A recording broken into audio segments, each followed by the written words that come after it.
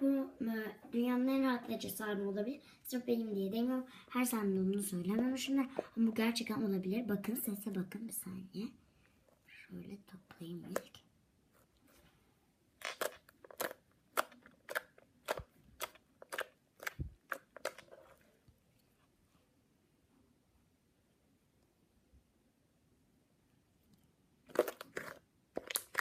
Genelde patlıyor, şimdi niye patlamadı?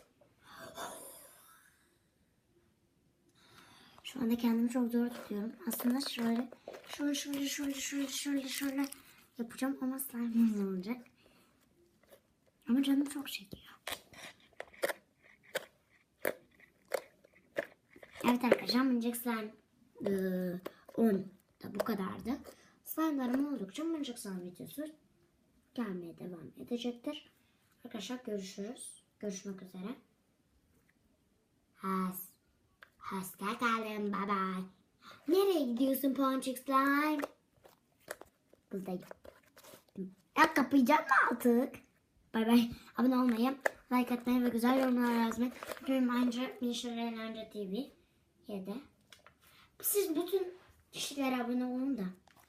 Biri ben, merak etme.